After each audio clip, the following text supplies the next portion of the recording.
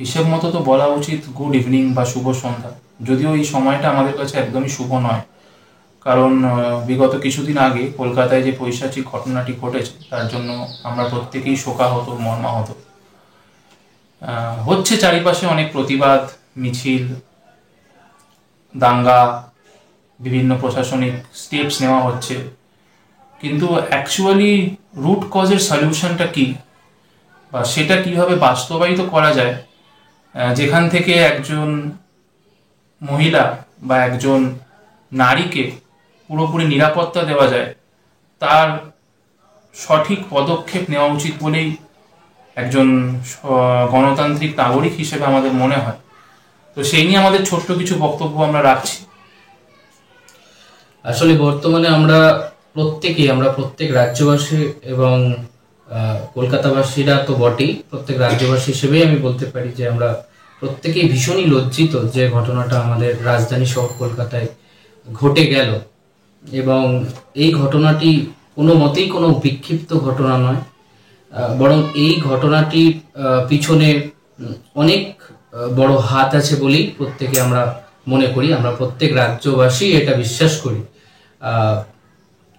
এবং যে সমাধানের দিকে আলোকপাত করা হচ্ছে সরকারের তরফ থেকে, সেটা প্রকৃতপক্ষে কোনো সমাধান বলে তো বোধ হচ্ছে না। কারণ রাত্রিবেলায় মেয়েদের নাইট ডিউটি বন্ধ করাটা কোনো মতেই প্রকৃত তো নয়, বরং আমি আপেক্ষিক সমাধানও বলতে পারি না।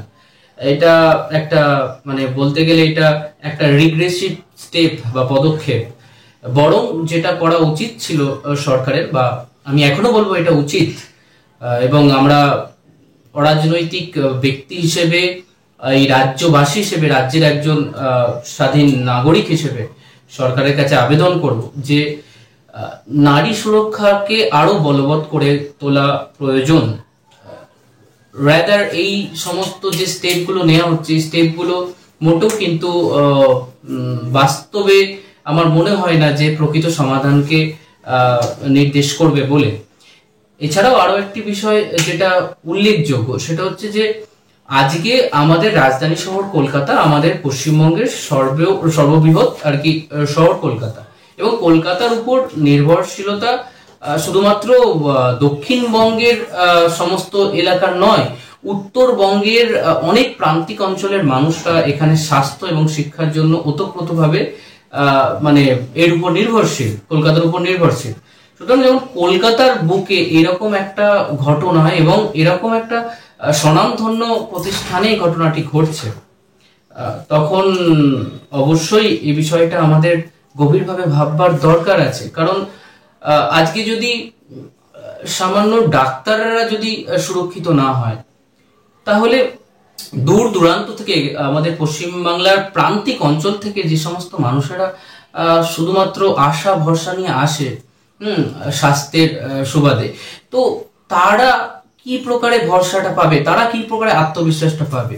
তো সেখানে তো রোগী সুরক্ষাও একটা প্রশ্নের মুখে চলে যায় কোথাও গিয়ে, যে যদি আমার রাজ্যে এবার রাজধানী শহরে দাঁড়িয়ে এবং একটা স্বনামধন্য হাসপাতাল, সেই স্বনামধন্য হাসপাতালে যদি আজকে চিকিৎসকরা সুরক্ষিত না থাকে, তাহলে রোগীদের সুরক্ষা তো প্রশ্ন মুখে পড়েই যায়।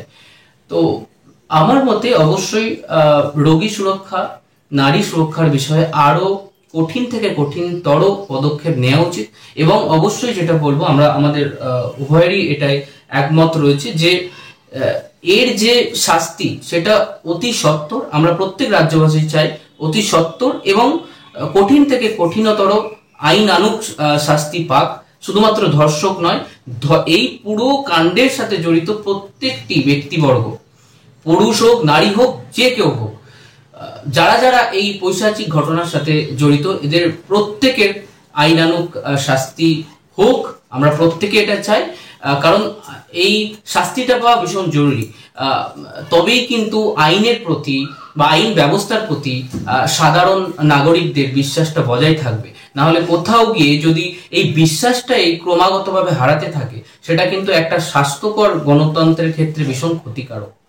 অরুণাবত ওর বক্তব্য রাখলোই। আমার যেটুকু বলার, এই ঘটনাটি ঘটার পর থেকে আমি বেশ কিছুদিন ধরে যা যা উপলব্ধি করেছি তারই একটা ছোট্ট মিনিয়েচার ফর্ম বলছি। ইন্ডিয়া অবশ্যই বা ভারতবর্ষ অবশ্যই গণতান্ত্রিক দেশ, এখানে আমরা সমন্বয় এতগুলো রিলিজিয়ান বসবাস করি, ইউনিটি ইন ডাইভার্সিটি যাকে বলা হয়, কিন্তু তার মধ্যেও কোথাও গিয়ে যেন সে আমাদের মনে হচ্ছে যে আমরা 1905 সালে ফিরে গেছি, লর্ড কার্জনের পার্টিশন মুভমেন্টের টাইমে।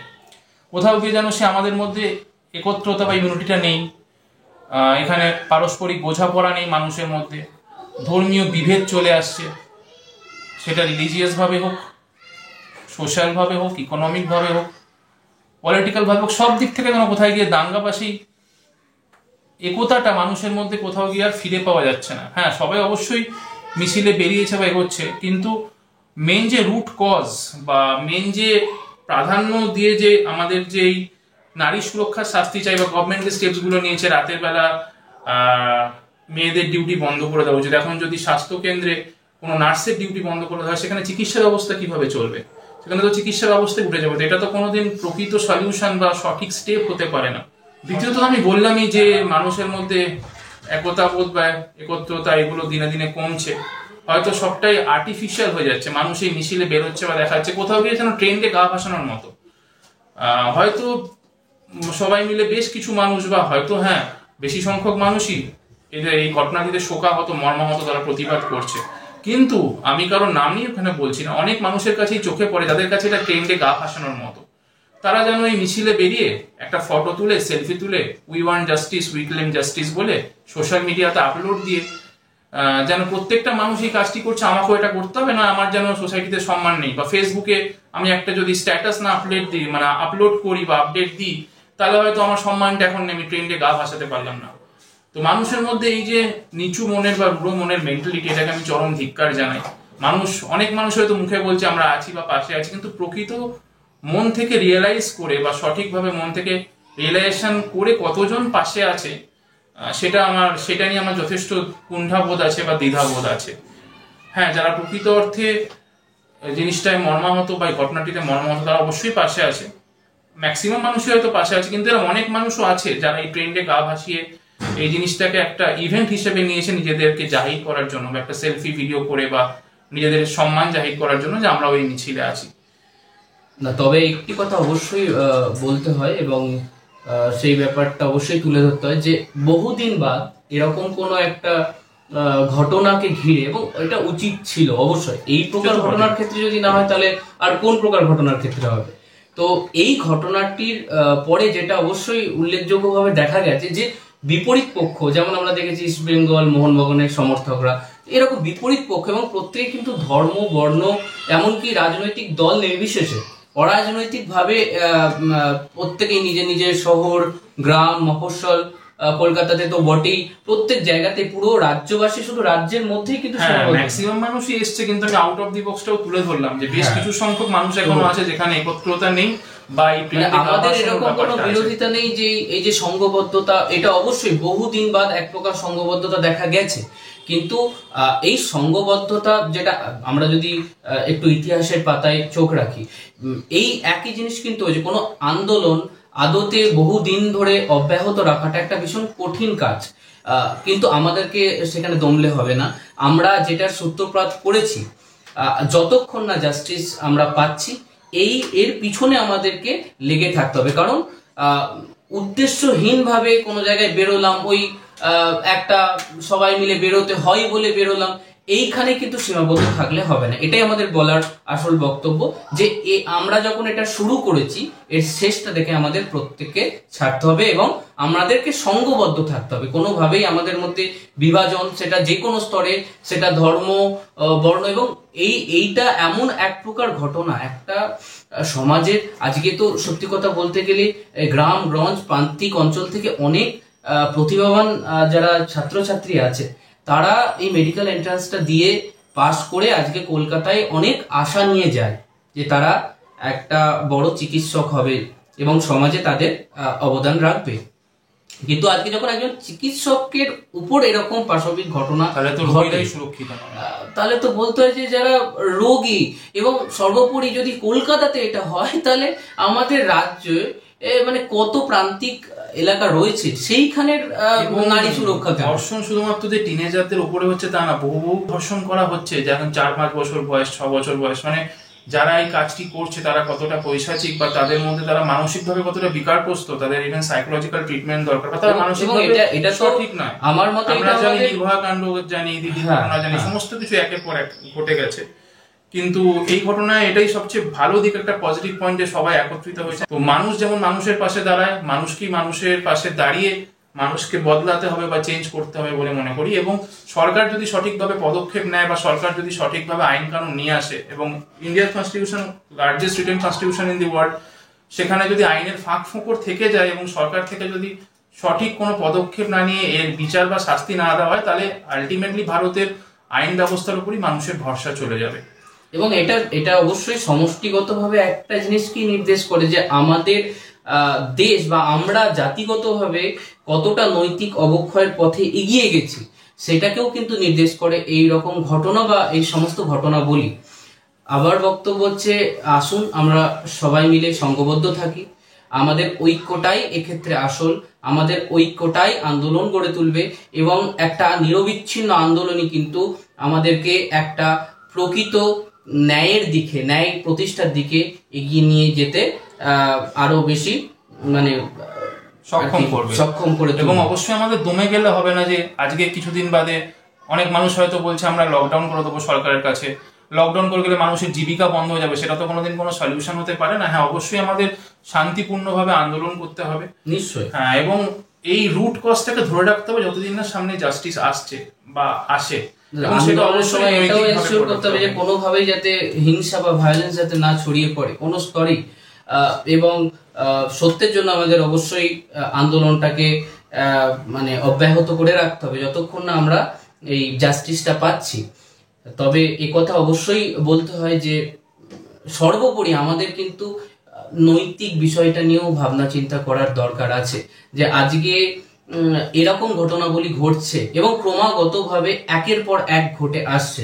শুধু আমাদের বাংলায় ঘটছে বলছি না, সমগ্র ভারতবর্ষ তথাপি বিশ্বে ঘটছে। তাহলে মানুষের যে মোরাল কোরটা, নৈতিক যে কেন্দ্রটা, সেটা তো একটা বিরাট প্রশ্ন চিহ্নের মধ্যে চলে আসছে। তো আমাদের মধ্যে কোথাও গিয়ে মানবিকতা বোধ এবং নৈতিকতাকে জাগরিত করে তুলতে হবে, সেটাই কিন্তু প্রকৃত একটা সমাধানের দিকে এগোবে এবং মানুষকে আরো বেশি সচেতন ও শিক্ষিত করে তুলতে হবে। এবং এই ভুলের মানুষের কোনো ভুল করলে যারা সঠিক মানুষ হয় বা যারা মানসিকভাবে বিকারগ্রস্ত না হয়, তাদের ব্রিক্স অফ কনসিয়েন্স বা বিবেকের ধ্বংস হয়। এই কাজটি যারা করেছে তাদের মন এতটাই বিলুপ্ত যে তাদের মনে কোনো বিবেকের ধ্বংস নয়। আমার তো মনে হয় তাদের নিজে থেকে এসে রিয়েলাইজ করে হয়তো ধরা দেওয়া উচিত, বা তাদেরকে তাদের বাড়িতেও যে ফ্যামিলি মেম্বার্স আছে, তাদের বাড়িতেও মা বোন আছে, তাদের এই সচেতনতা বোধটাই তাদের মধ্যে রিয়েলাইজেশনটাই আসে না। তাই তারা কোন লেভেলের পৈশাচিক এবং কোন লেভেলের বিকারগ্রস্ত সেটা তাদের এই আচরণ থেকেই বোঝা যায়। তো আমরা এইটুকুই বলতে পারি, যেখানে আমরা শেষ করছি কথাটি বলে, যে মানুষকে আমাদের সবাইকে ঐক্যবদ্ধ থাকতে হবে। সেই গানের কথা মনে পড়ে যায়, মানুষ মানুষের জন্য, জীবন জীবনের জন্য, একটু সহানুভূতি কি মানুষ পেতে পারে না? তো আমাদের সরকারের কাছে এই 4টে লাইনই আবেদন, যে সহানুভূতির মাধ্যমে স্টেপস নেওয়া হোক, প্রপার প্রশাসনিক ব্যবস্থা নেওয়া হোক, কিন্তু এমন কোনো স্টেপস না নেওয়া হোক যাতে শিক্ষা ব্যবস্থা, দৈনন্দিন জীবনে মানুষের চলাচল ব্যবস্থা এবং নৈতিক ব্যবস্থা ব্যাহত হয়, কিন্তু এমন কোনো স্টেপ নেওয়া হোক যাতে ধর্ষণকারীদের এবং ধর্ষণকারীদের যারা মদতকারী তাদের সঠিক শাস্তি হোক। এবং আমরা মন প্রাণ থেকে এটাই বলতে চাই সমস্ত বাংলার নাগরিক বৃন্দদের মাধ্যমে এবং তথা ভারতীয় নাগরিক বৃন্দদের মাধ্যমে, যে we want real justice and we claim real justice. We want justice.